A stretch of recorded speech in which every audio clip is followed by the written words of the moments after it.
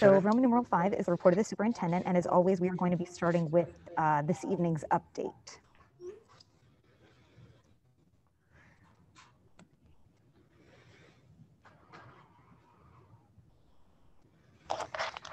All right, so it is fitting that we're gathered here inside the Everett High School Library as we are implementing our plans to bring back students for full-time in-person teaching and learning.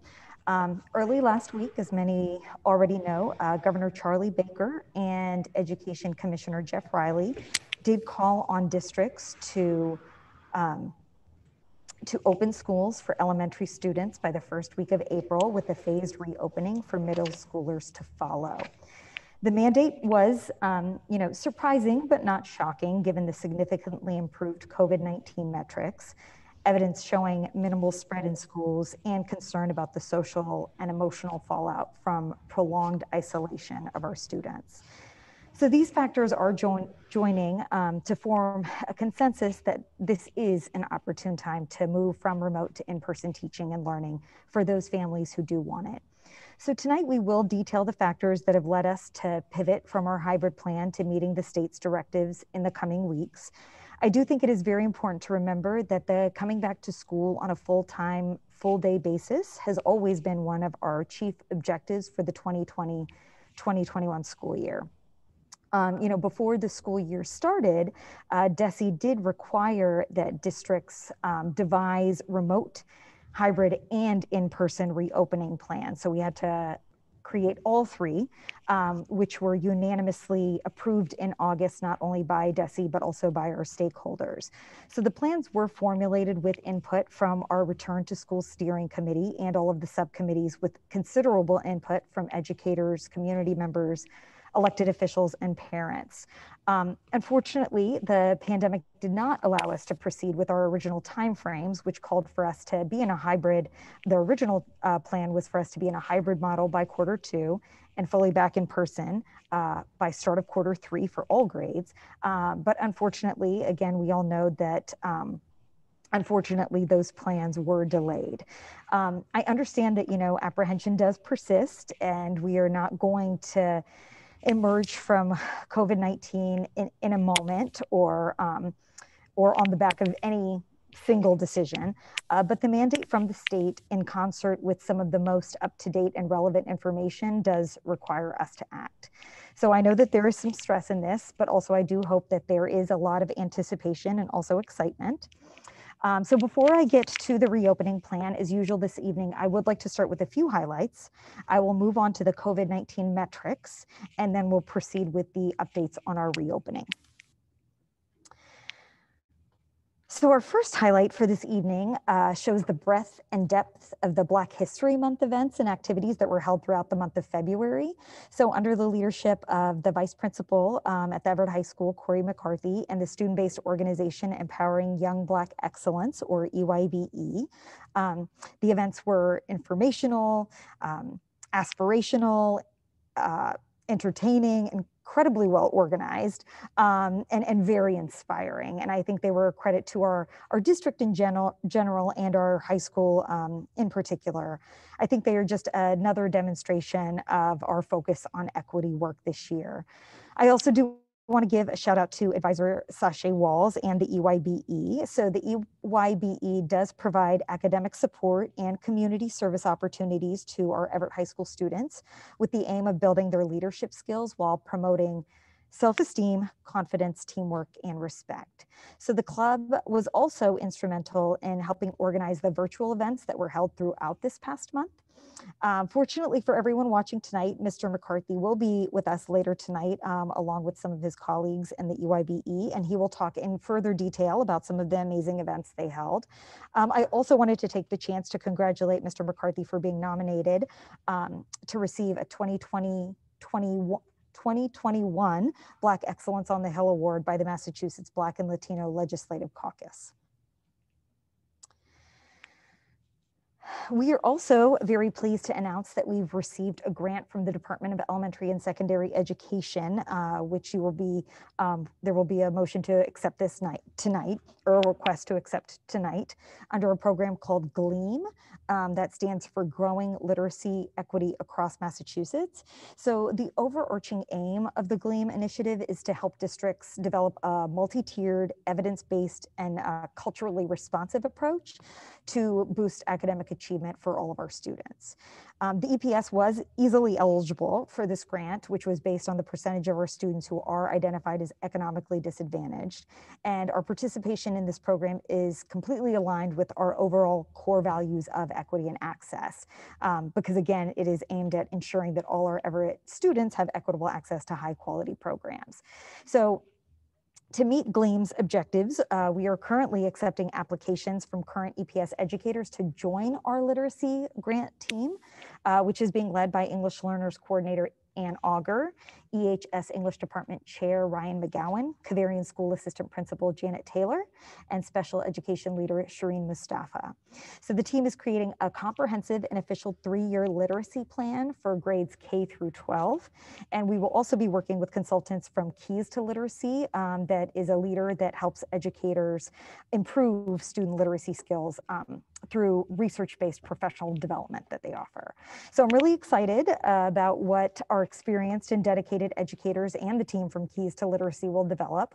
And I do look forward to providing updates about their progress, starting with letting you know who ends up joining the GLEAM team when they are selected later this month. We also have some exciting announcements regarding academic support for our students. So I think that, we educators everywhere acknowledge that some of our students have fallen behind during remote learning. Our high-risk students are facing a wide range of deficits, and our approach to helping them needs to be proactive, creative, and multi-tiered. So as we develop this layered and comprehensive plan for what we hope and expect will be a traditional 2021-2022 school year, there are some things that we want to do in the immediate term to offer more learning time and more enrichment opportunities. So up first is what we are calling our April Acceleration Academies, which we will hold from Tuesday through Friday of our spring vacation in April. So the intense instruction and enrichment programs will be offered to high-need students at all of our K through 8 schools and at Everett High. We're considering anywhere from 40 to 80 students at each site.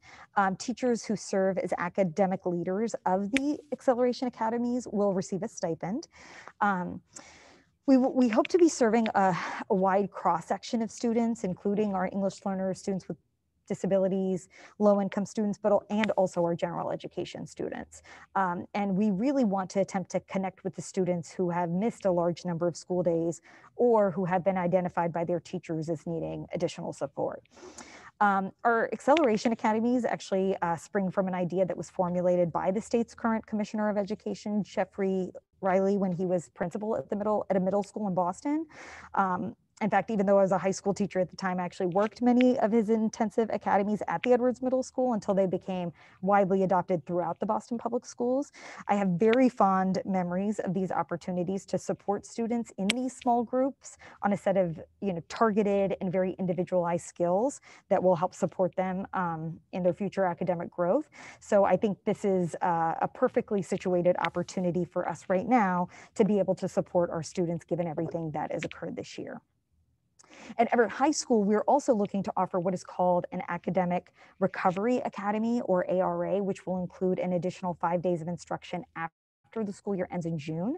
So through the ARA, students will have the chance to raise their grade if they have a lower grade to a C. And in addition to being fair and equitable, we believe the ARA is a great way of directly helping those students who suffered COVID-19 either personally or in their household, and or needed to maybe find a job to help their family during the pandemic. So they need extra academic support at the end of the school year. We want to provide them another opportunity to succeed this year.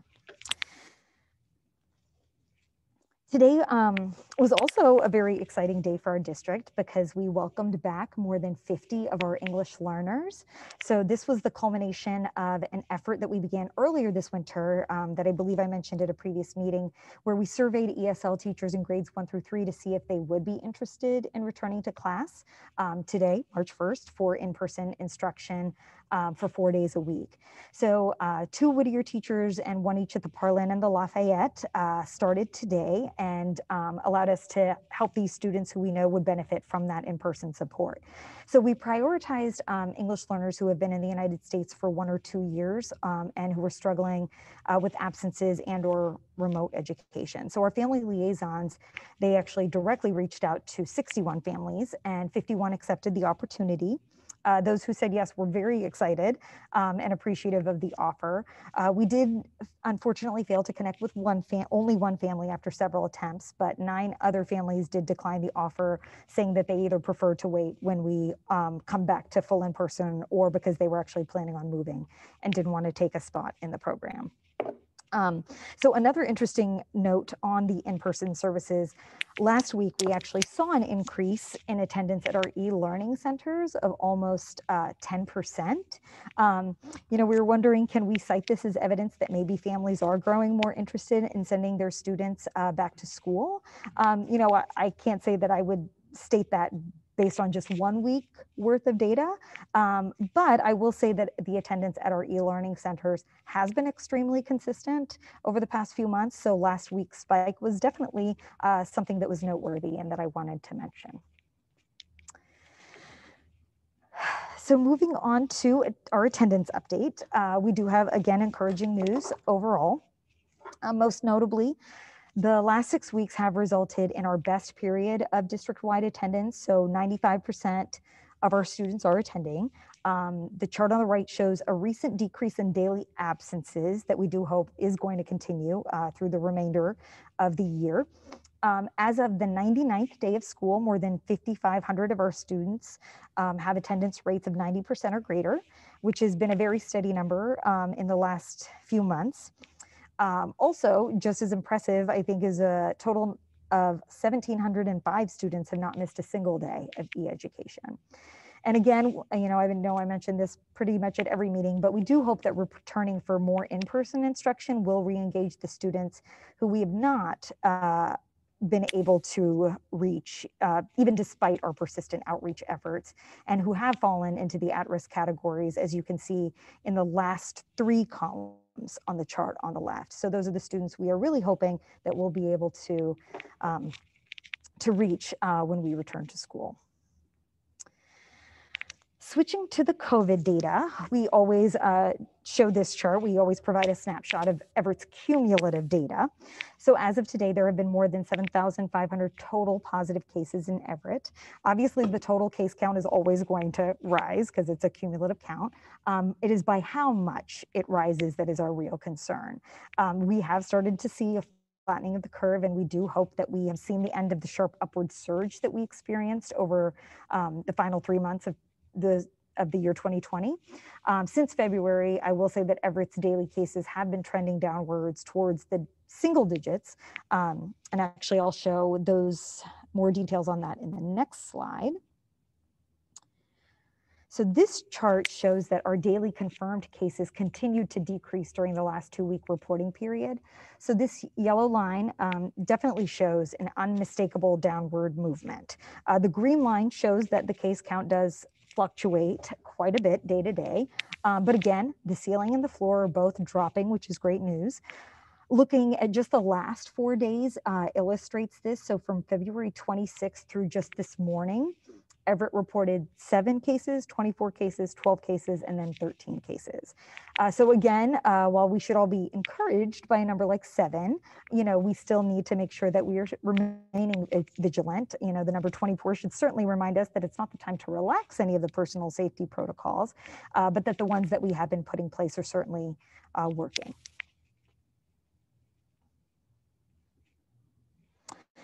For our 3rd consecutive meeting, this chart shows the most dramatic overall view of how things are changing for the better. So daily incidence rate and percent positivity have both steadily dropped since a peak in early January. So this means that Everett is no longer in the red category the state uses to identify the communities at the highest risk of coronavirus transmission. So using both the state guidance and the ratings from the Centers for Disease Control, Everett is now in the moderate or yellow category, which is amazing news. In mid-January, 229 communities were in the red, but actually this number is now less than 30. So this isn't just great news for Everett. We're seeing this all around Massachusetts. So I do want to thank everyone again in the Everett community for their vigilance and the continued sacrifices they've made in order to get us down to these numbers. So to switch our focus to the return of school, the last few weeks have seen a flurry of announcements and developments that have provided a far greater consensus than we've seen at any other point in this school year, honestly, regarding returns to school. So improving health data, as well as definitive and, concise and consistent messaging from the state and our national leaders has created an environment that is suitable and encourages school reopening. So some of the pertinent recurring themes of reopening discussions include, direction from our leaders, President Biden, Governor Baker, Commissioner Riley, are all among the ones who are prioritizing school reopening. The affirmation by educational leaders and medical professionals that the 3 feet of physical distancing is an acceptable distance for Massachusetts schools. Emphasis on in-person instruction for students in elementary grades, which is where our reopening plan will begin with our K-5 students. There's also been wide agreement regarding that the vaccine, while of course clearly a crucial layer of protection for school staff, or honestly for everyone, in fact is not seen as necessarily a prerequisite for reopening schools. And finally, an emphasis on the importance of comprehensive testing programs for staff and students, which we will have in place, including required testing of symptomatic individuals. So I want to circle back to what I know is the topic getting the most attention, which is the 3 feet of physical distancing. So our school reopening plan does call for, again, a 3 feet of physical distancing at all times with the aim of creating more space whenever possible. So this is a change from our previous plans we have discussed here at school committee for the past few months, but it is consistent with our aforementioned school reopening plan that was approved and published back in August. So as things stand today, we are comfortable with the 3 feet minimum. So for us, it does represent a strong mix of the science, the safety, and all of the messaging that we are hearing and guidance that we are receiving. And again, while I understand and appreciate that the preference is for a 6 feet minimum, it is useful to remember that the 3 feet threshold was recommended by DESE as far back as June of 2020. So the significant amount of data that has been compiled since then does show that DESE's original guidance was sound where schools were concerned. It is true, that the CDC does continue to recommend 6 feet, but last week, a group of more than 60 physicians, public health experts, and infectious disease specialists actually wrote a letter calling on the Commonwealth to keep its original guidance in place and opt for the 3 feet over the 6 feet, saying that it is more suited to our state than the CDC's advice. And their quote was, Massachusetts schools have reopened with as little as 3 feet of distance between students and have proven that with mitigation measures, in-school transmission is exceedingly rare. The closer spacing only fails when those other mitigation pieces are not in place. So they also said this mirrors data from other states and other countries. So Commissioner Riley has been very firm on this point, and while we may have originally erred on the side of caution, because we didn't have the data, we now do have the data along with the expert opinions that reiterate that this guideline is sound. And so it is important to note that we are, again, no less committed to enforcing the 3 feet minimum than we would 6 feet. So we will be very vigilant about 3 feet. This is not going to be a recommendation or, just a casual rule. We will be following this guideline consistency in all spaces, in all buildings, every single day that we're in school. And we will be, again, where possible, striving for even further distance. As for other important updates, as there have been so many, last week there was an announcement, again, like I mentioned, from the state that has started a broad effort to return more students to the school buildings. Again, Commissioner Riley is seeking to end the pandemic-related measures that have allowed school districts to count on remote and hybrid learning time toward our state mandated instructional hours.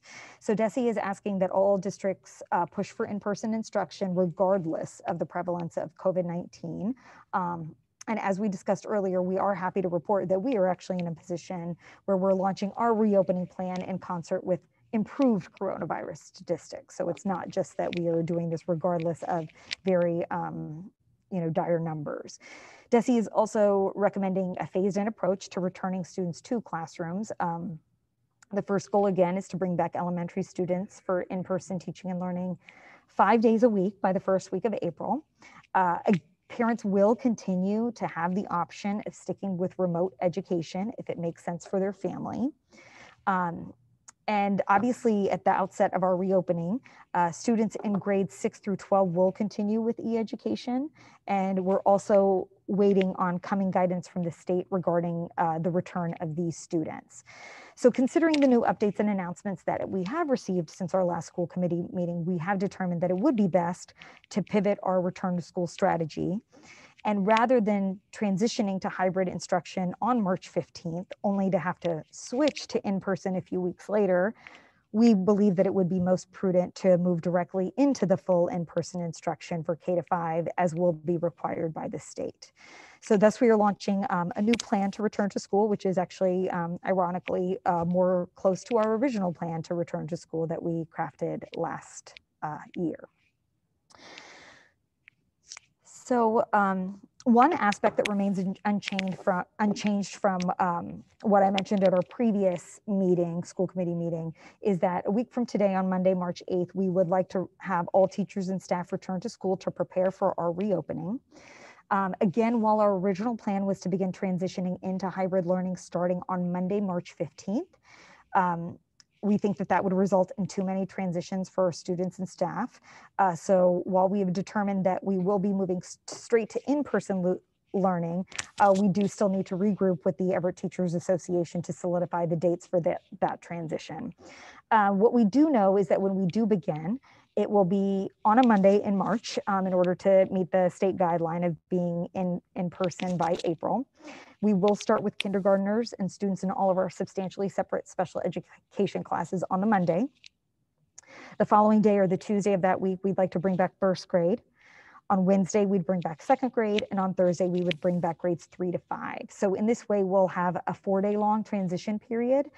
We don't want to prolong the rollout any more than is necessary, and we also want to keep in mind that families at the times that they are not transitioning in will have their students at home. So we wanted to make that transition time reasonable for our families. As stipulated by DESE, not to mention our official EPS reopening plan, families again do have the choice to remain in remote learning if they want. But once in-person services do begin, we will have to close our e-learning centers. We will not have the personnel to staff both in-person and e-learning centers, which was also the case even when we were moving to hybrid. So the last day for e-learning centers will be the Friday before we begin transitioning in our kindergartners and substantially separate students. So we will do it immediately the Friday before. So again, we are finalizing these dates with the ETA, but in the case for hypothetically, for example, we were beginning on March 15th, that would mean that the last day for e-learning centers would be on March 12th. Again, as soon as possible, we will be solidifying these dates with the ETA and communicating them widely. And then once that is done, we will closely examine and discuss every aspect of the reopening to make any necessary adjustments we're going to need to make before we add grade 6 through 12. And again, we're also waiting on coming guidance that we have been told will be coming from the state regarding the return of these students. So again, I know that we are pivoting very quickly from a hybrid plan to embracing the state's mandate that schools bring back elementary students on a full-time basis by April. When Governor Baker did make the announcement on February 23rd, I will say that while surprised, it did not take long for us as a team to realize that this was in the best interest of our students. And this slide highlights the obvious considerations that have led us to this decision. So first, we're experiencing, again, like I've mentioned, a real sustained decline in positivity rates, which we highlighted, and which are propelling our reopening plans. I also know that DESE has a waiver process that schools and districts can pursue, but I do want to be clear that not only do I not believe that we would qualify for a waiver, but I'm also not convinced that we would actually that we need the waiver. By state and district standards, I would say that we are ready and able to push forward with the plan to bring elementary students back by April. Additionally, we have not started, I know this came on the very tail end of us releasing all of our information for our hybrid model, but at least it came when it did. And while we have a long and invaluable collection of information on remote learning, and while we were ready to launch our hybrid learning based on our research and preparation, hybrid isn't something we've done yet. So in this fundamental sense, it does seem logical to embrace the chance to transition to a far more traditional approach for teaching and learning. Again, we know that this year isn't going to be described as normal at any point, but by bypassing hybrid, particularly as we move into April, we do believe that this could be a much smoother transition, and definitely smoother than going in these next few weeks from remote to hybrid to in-person. For families too, we do believe that this is an easier proposition. Under our hybrid model, parents had to choose and would have been required to make daycare work personal arrangements 3 days per week. And they would have had to do this without the help of our e-learning centers, which again, we would have had closed. And I know that this was a question that came up at many of our meetings with families. And just as significantly, our parents and guardians would have been asked to steer their students through another layer of instruction. So again, removing the hybrid hurdle from this race, so to speak, we feel like is going to make sense not only from an educational and operational standpoint, but also from the perspective of our students and families. Another very important factor that we want to consider, that we did consider, is that the state is moving again to eliminate hybrid learning from counting towards its required amount of structured learning time. So what that means is that even if we were approved for a waiver to start with hybrid instruction, rather than going directly into full in-person, that would not exempt us from meeting the student learning time requirements, and would thus need to extend our school year into the summer or explore Saturday school. So the literature thus far has stated that, again, even if we were to be approved for that waiver, it would not count towards student learning time. So that is what they are seeking to get approval for now. And finally, as we begin discussing, at our last meeting, as we began discussing at our last meeting, we are growing more concerned about the social and emotional well-being of our students and their basic academic achievement. So we're particularly worried about our most vulnerable students, our English learners, our students who are on IEPs, our students who are struggling with absences. All of this to say that equity has to be viewed as a major motivator for us at this point in time. We do have students who need us, and we do not want to ignore that fact. So all of those considerations in play, we do believe it's best to start with full in-person for K-5. So we've been asked, what will a full in-person school day look like? We did have, again, our hybrid guidance ready to put out into the world right before this announcement was made. So now we are pivoting.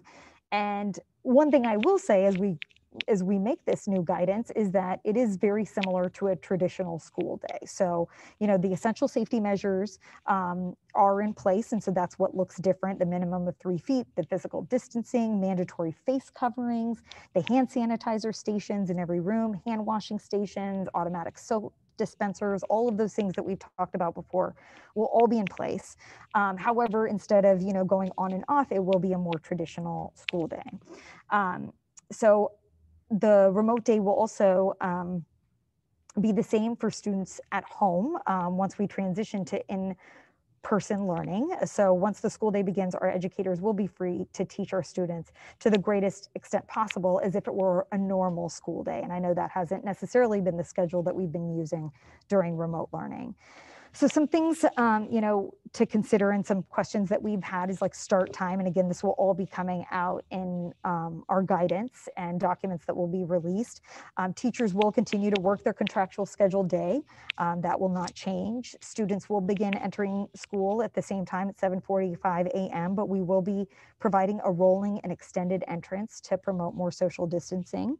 For entrances and exits, we'll be using as many entrances and exits as possible. School leaders will be communicating to their families about which entrance and exits they'll be using. We're purchasing the sensory thermometers, and student exits may even be staggered on a school-by-school basis to ensure distancing. As far as the instructional school day, students in the classroom, this has been a question we've been getting a lot, is will students in the classroom be learning by a computer? And that is not the case. So students in a classroom, there will be students zooming into the classroom, but students who are in the classroom will also be receiving in-person instruction and will not necessarily be learning on a computer. There will be limited movement though within the classroom during class and in between classes. Specialists will be coming to the classroom with the exception of physical education. There will be access to virtual learning platforms, just like there have been in the past. For the safety procedures, there will be, again, the social distancing. We'll have one directional hallways and stairwells. Again, masks will be worn at all times except for mask breaks, and we do have the guidance on that as well. Staff will supervise lunch on a rotating basis in the classroom. Recess will also be allowed whenever possible, and again, following the appropriate guidelines. As for after-school activities, we will provide limited after-school activities at all schools based on academic needs. It will not be the same as our typical after-school program. Again, as we transition into more full in-person school, we are looking into whether or not we could start an after-school program, but as I've mentioned before, our goal is to start with a full school day first. And our families will be using the COVID-19 self-screener every morning. Special education meetings and all other teacher conferences will remain on Zoom for convenience. So again, a lot of this will be coming out in our guidance over the next week. There are also 5 components to what we're considering our ramping up to reopening. So first, we're installing signage in multiple languages, much has already been installed in all of our buildings. This includes directional floor signage, signs indicating one-way stairwells, tape that maintains physical distancing. And actually in those pictures of the classrooms with our English learners, if you had looked closely, there's tape on the floors. And any special signage we have will stipulate restroom maximums, room maximums. Secondly, we are printing the COVID-19 symptom screeners in multiple languages. We'll have one for every family to post at home, and so that every family will be encouraged to conduct this every day. It's an easy to follow checklist that was developed by our health coordinator, Julian Whitson, Sabrina Farricano from the city of Everett, and our virtual learning leader, Adrian Supino. So the checklist can also already be found on our website. 3, the guidance director, Jonah Hooks, and family liaison, David Sanchez, have developed a social and emotional wellness screener. So we're publishing that on our website in multiple languages, and it will help families know what to look for as they prepare for this new phase of our reopening. Fourth, our virtual learning leaders have created asynchronous professional development for our teachers that is designed to leverage platforms we're already using with traditional in-person teaching techniques to connect to all students. So this PD will be held via Zoom, and it will feature a wide variety of helpful sessions, including diagrams on the best placement of technology in the classroom, webinars on using our platforms like Peer Deck, utilizing gamification to engage what we're calling our roomies and our zoomies, a webinar on setting up room speakers, document cameras, and sessions on social and emotional health. And we've actually already compiled all of these PDs on a sched that will be released tomorrow. And finally, number 5 is making sure we have the technology our teachers and students need. So we've made great progress on this front, which not only meets our immediate needs, but is also important in meeting our long-term tech needs, which is great. So the list of items we've procured and are installing at this time includes, but is not limited to, document cameras, conference microphones, enhanced Pear Deck licenses, Wi-Fi hotspots, Chromebook carts, MacBook adapters, and so on. So when our teachers do return to their classrooms, they will have this technology, and then we also will have extra tech personnel to address issues quickly and effectively in those first few weeks. And I just want to, this has been an incredible amount of work. And so I do want to thank everyone in the district who has worked on all of these projects and whose, dedication throughout the school year has put us in the position to implement our original school reopening plan, even if it is later than we had expected. So last week, we held our first round of informational sessions for families at the Cavarian, Parlin, Webster, and Whittier schools, as well as one for families at the Adams and Webster extension. And this week we have sessions planned at the Madeline English and Lafayette schools and Everett High. It was interesting because our first one was planned on the day that we actually got the announcement. So we had a hybrid Q&A already set to go, and then we got this announcement from the governor, making these Q&As kind of have to pivot at the very last minute. So I do want to thank our school leaders and our family liaisons for marketing these sessions on a school-by-school basis, but we do know that we are going to have to lead now further sessions to talk more about in-person learning. But still, in total, 741 families attended last week's info nights. And of this number, 194 attended the meetings held in Portuguese, 154 attended Spanish sessions, and 54 took part in the Haitian Creole sessions. The officers of our English Learner Parent Advisory Committees also did a wonderful job of sharing information through social media. Our LPAC leaders who have been elected are important bridges to our Everett family community, and we are so happy to have them in place, and they will help us serve as points of entry to school events and to school leadership. So as you would expect, parents and guardians did ask dozens of pertinent questions, many concerning mask protocols, contact tracing, meal distribution, how we would hold gym or music classes. So we've recorded every question that's been asked so that we are certain that we not only have an answer, but also that we are communicating those answers to families. So once these first rounds of sessions are complete, we will be using all of that feedback to create family-friendly resources like FAQs and schedule additional school-based informational events. It's an interesting paradox because during these meetings, I feel that I am often giving too much information, talking for far too long about everything we're putting in place. Yet at the same time, I know there is still an information gap between what we know and what others know. So additionally, we have a number of resources that we put on our website, on social media, texted links out to families. And yet sometimes, again, we recognize that these resources are very dense and they can be unwieldy. So over the next week, our goal is the next 2 weeks, we're going to be distributing information in sort of right-sized pieces and visuals to ensure that everyone is aware of the what, when, and how of in-person learning. That was something we tried to do before school started with the remote learning, sending out and tweeting out visuals that looked at the school day. So that's what we'll be focusing on over the next week. Because again, while a lot of this information has been said, while a lot of this information has been put out there, it's still a lot to digest. And again, I do want to emphasize that, our school reopening plan that was drafted last summer is still on the website. And, that is definitely a reference point for anyone who is interested. In that vein, I actually do want to address some of the external narrative that, and some of the communications that I know a lot of us have been receiving.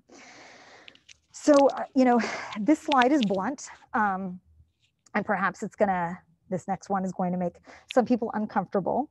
But as a woman of color and as a superintendent who is dedicated to representing all of our families with equal devotion, I felt compelled to share this information, especially after all of the feedback I received this weekend. So next slide, please, Addie. Thank you. So I know I've been receiving a lot of feedback, and we did receive 224 emails that myself, the school committee, and other elected officials received between Thursday last week and this afternoon.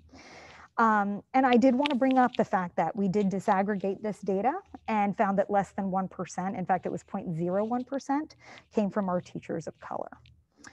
And, unfortunately, this is not reflective of either our teacher or our student population. So overall, 12% of our staff and 82% of our student body is made up of people of color. Of the 224 emails, a mere 10% were from residents of Everett. Many, in fact, live in cities and towns where students have already had the opportunity to attend in-person classes. This is not to say that I do not value everyone's opinion, because I do. Nor does it mean, that the concerns that were expressed in these emails were devoid of merit, because they're not. They had a lot of merit. But again, at this critical point, I do want us to be careful about the weight we give to the various considerations before us. We do have to keep the EPS and its students at the center of our thought process. And again, we have to account for all of our more than 7,200 students. And they need to be at the center of our decision-making, and they have to be the ones that motivate us. I thought about this a lot too as I was watching the Black Educator Night event that Everett hosted as part of its Black History Month calendar of events. A science teacher said, if you don't have people of color in leadership, no one is looking out for those communities. It was a basic and factual point, and one that districts might have a tendency to shirk rather than confront. And I definitely don't want us to be a district that runs from that responsibility. I want us to be able to acknowledge it head on. And I feel that it is my absolute duty to bring it to the forefront. Because again, a lot of times the voices that we are hearing are not indicative of our entire community. And it is our job here as elected officials, and my job in my capacity, to make sure that we are representing everybody and that we are thinking about everyone. So this brings me to my final thoughts. So as I mentioned at the outset, DESE asked districts to develop 3-tiered plans for this school year: remote, hybrid, and in-person. We've activated many aspects of those blueprints on a smaller scale in the recent months. And from marking our schools with the appropriate signage, to establishing isolation areas, to removing unnecessary furniture, the district's official plan provides a complete framework for bringing students into our buildings. And it is at its core a safety document, and it will serve us well as we ready for the full-time return of our elementary students. I know that, again, the state's announcement last week was, for some, very surprising. And there is no denying that it was firm, but I do want to resist the notion that it blindsided us, or given present circumstances, that it is unreasonable. We've wanted to reopen school from the start, and DESE has consistently released guidance that encourages us to return to as much in-person instruction as possible. And in our case, we've had to push back our timeline on more than one occasion, but that does not mean that we ever were going to abandon it.